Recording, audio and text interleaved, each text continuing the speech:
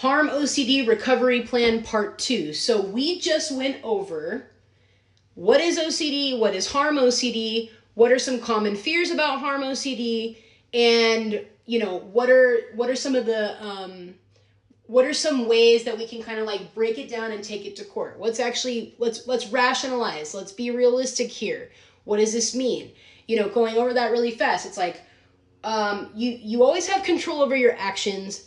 Is it 100% certain? No, but we considered a few different possibilities where sometimes people don't have control over their actions, but that's very rare, right? Just because you have OCD doesn't mean you're going to lose control of yourself. That's not adding up, right? We looked at how that the harm OCD itself, right? It's big claim, little evidence. If we take that to court, having a sensation and having a thought is not an indication that anything is going to actually happen. Nope, not an indication. It's not enough, right? I could have lots of feelings, right? Lots of feelings and thoughts, passionate ones, right? Really strong ones. It doesn't mean that it's actually going to translate into anything, right?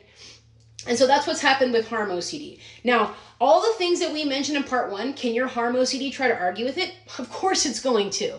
If there's even a little tiny crack it can get into, it can be like, yeah, well, you're psychopathic. You just didn't even know it yet. Like, you're in such denial about it. And of course it's going to do that, right? But then what, right? Like at a certain point, we got to kind of be like, okay, I think I see where this is going. So we're going to break it down, right? So even if I did harm somebody, I would be a person that needed help, right? I don't even want to harm someone and then I just go and do that, then there's something is beyond, and it's an issue beyond what you could have controlled. It would be something completely tragic. It would be something that you can't prevent anyway, right? But if we kind of look at it and we weigh it, is that even what's going on, right? It's like OCD, the checklist for OCD, but nothing else, right?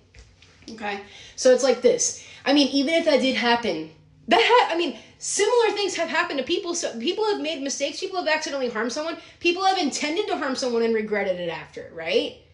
Does your life end forever? Are you stuck forever? No. Messed up stuff happens to people every day, and they find a way. They find a way to live. They find a way to redeem themselves. They find a way to move on. Life isn't fair. Life is hard, right? But there's only so much we have control over, and we all mess up sometimes, right? But we do have control of our actions in this moment. And if we really do need help, we can ask for it, right? So we kind of need to come to a place after we break it down, right? Write it down. You're going to write this down twice a day. You're going to write what you're afraid of, and then you're going to write like the rationalizing part, right? Even if I did do this, then blank, blank, blank. This is out of my control. At this present moment, I don't want to do that. That would, make me feel really upset. I do have control over myself. There's no indication that I'm going to lose control. I don't have psychosis. I'm not psychopathic, whatever, right? Like, even if I was psychotic, that wouldn't mean that I'd lose control. So you gotta really kind of go with it with that gray area thinking, getting out of the black and white, right?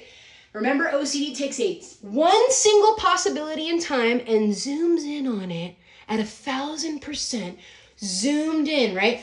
We want to start zooming out by being like, wait a second, what?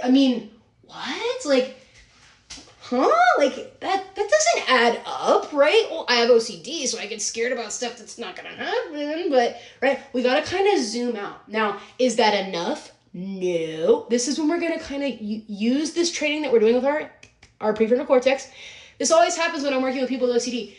They're like, as we're breaking down the belief, they're like, damn, guess that doesn't make sense. And I'm like, no, hold on.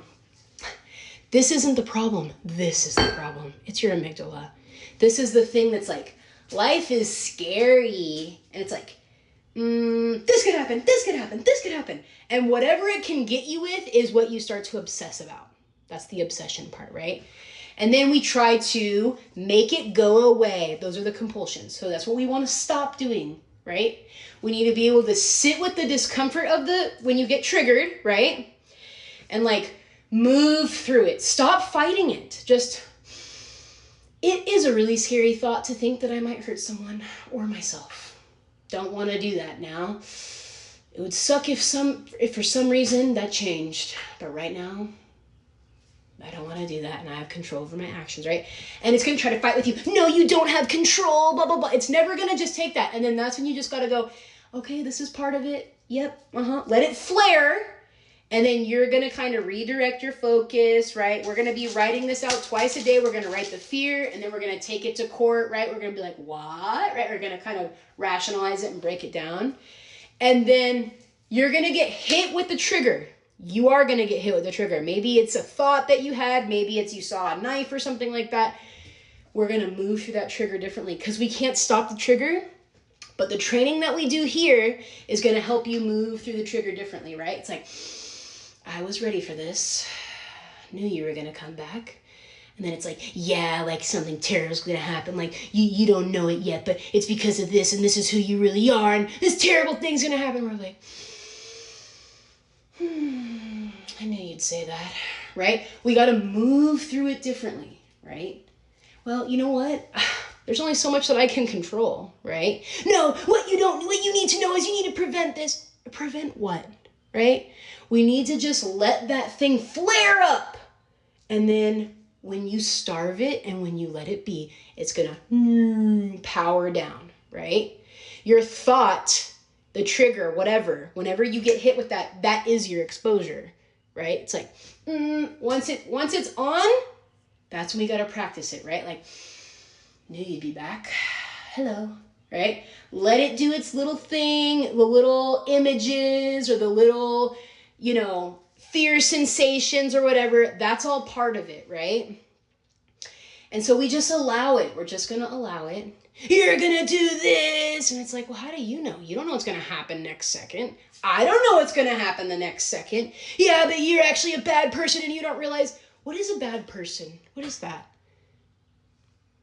Nobody's all bad. Nobody's all good. We're all just people, right? Yeah, but you need to know. And okay, you know what? I can see you're upset, right? Just let it, do its thing, right? And then it's going to come down. And then, so ideas for exposures, right? When you're feeling a little bit more confident, we're writing this off and we're starting to see like, I've spent about 10,000 hours being afraid of this. Hasn't helped me at all. Just made me more sick and more sad and more upset, right? Some ideas for exposures are we'll watch like a news report of somebody who lost it and killed their family. I mean, I know that's upsetting, but this is what's going to help you, okay? When you're ready for something like that, that might be a really high one. Some of the higher ones are like standing next to a family member, a supportive family member who can kind of help you. Like, you can handle these sensations, right? Holding the knife near the family member, right? Chopping vegetables near the family member, whatever, right? So that you can show yourself that, yes, you can trust yourself. Yes, you are in control of yourself, right? And that is going to show the amygdala like, oh, I guess this is okay. Because like, they're like just going for it and like nothing's happening. So, okay, I'll let you be for now, but I'll be back, right? And it will come back because that's what OCD does. But each time it does, we're going to give it a new opportunity to learn. Like, we can trust ourselves, right? Do we know every second what's going to happen? No. Nobody does, right? Nobody does. Nobody can predict what's going to happen next. But it's not enough evidence to spend so much time and energy on, right? So that's the part where we need to make the choice, the commitment of like, I'm done living like this. Yes, that's a possibility, but it's not one that I really need to prepare for and spend this much energy on. And it's still going to try to bother you, but that's when we need to make that choice of like, no more avoidance, no more rumination, no more reassurance seeking, no more checking. Am I still scared, right? Not going near knives. We're going to reduce all that in time. And your amygdala is going to start to calm down, right? Hard work, I know, but if you have any questions or comments or feedback for me, I want to be able to help you. I did the best I could here at this Harm OCD with the time that I have, but let me know what you thought about it.